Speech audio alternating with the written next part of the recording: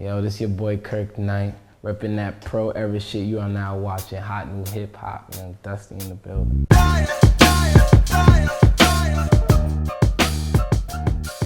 I'm a Parkside baby, Flatbush all day. It was just like more of like a learning experience in terms of like just the surroundings, and really, it's really culture around in that area. It's like really Caribbean and stuff. And my mom is Antiguan, my father is Grenadian and stuff like that. So it's like, that's the type of roots that I came from. So it was just like offspring, just carrying that same type of vibe, and we're all communicating and stuff like that. And we're all trying to make it in like what our parents would call the American dream, because our parents is not from here, you know what I'm saying? So it's like, this is just like our constant chase. It's like everybody trying to chase for the same thing, either if you're doing it in a bad way or a good way. I kind of always loved music, but it's just like my mom brought me like pianos and stuff like that way before, and was like, oh, let's get them in music lessons. But then it's like, you know, due to the time and then I guess expenses and stuff like that, it wasn't possible and stuff like that. But either way, it was like, the way I stumbled upon it is like, I used to watch music videos. My first music video that really opened me up to it, I could probably say, is Miss Fat Booty. That joint was fire. And I know they was running it back. It was like a throwback. I remember that day, and I heard that sample. I was like, damn, like this is amazing.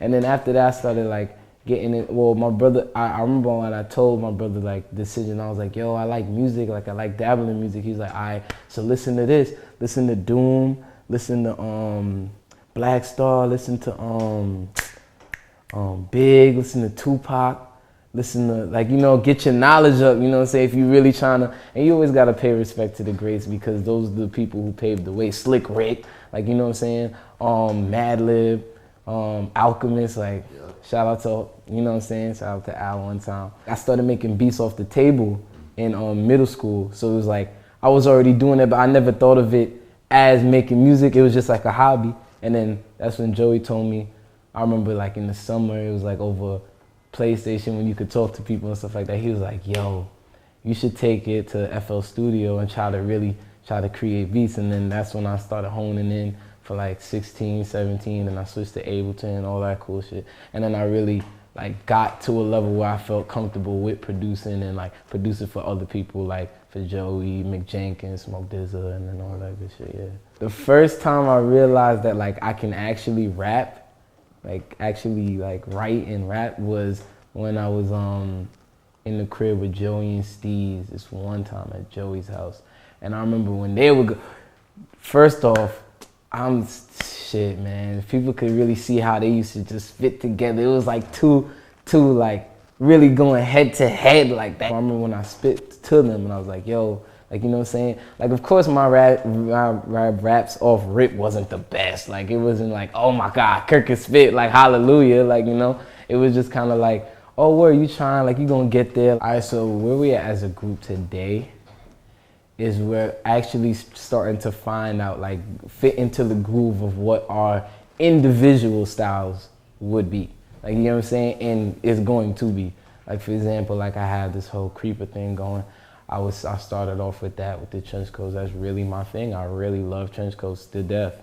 And it's just like me trying to find the perfect trench coat that just really gives it off, you know what I'm saying? So then it's like we're getting into our characters, really becoming like artists, is like where we could say we have projects and songs. Like right now that I'm with the project that I'm working on now, this is my first ever project with me rapping, like me writing, rapping, like really writing out music, like in songs and topics and feelings and emotions that, like, you know, would be very hard for me to touch back in my younger stages of life, you know what I'm saying? I had to experience life before I could talk about it. When I was 15, 16, out here flying and stuff like that, when 1999, around that time, just dropped and stuff like that, it was like, it was cool, but it was like, I didn't live life yet for me to even talk about those experiences. Like, I can't relive them anymore.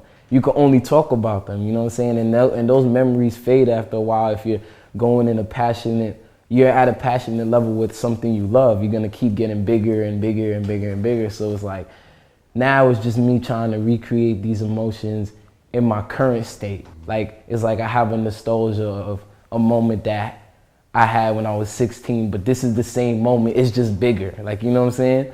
So it's just me trying to recreate that now in this project, and it's like I'm really excited because it's like my team around me gave me the opportunity to really drop some heat. This is really a different Kirk because it's like at the end of the day, yes, I did start as a producer, but you know, it's like over time I'm giving myself more confidence and more passion to write music, and okay, I gotta get it in this groove where the whole verse makes sense. I gotta make it this type of topic. I gotta make it, you know, flow better. I gotta make it more adjustable. I gotta make it more catchy. Like I'm trying to figure out how to really make songs, like, you know what I'm saying? And that's the whole thing with my project. And then it's like really just a dark feel. The best way to explain it is a really dark room with one spotlight on me, and everything else is around, like just like this. Yeah. 2015, man, it's Kirk Knight killer, man. And I'm just so excited. I can't wait. Like, you know, it's like, you know, when you're at a theater and you finally get to make theatrics, like that's basically how I feel right now. After rehearsing for so long, this is why I'm so excited. Like I'm finally getting to be an artist, like finally to get to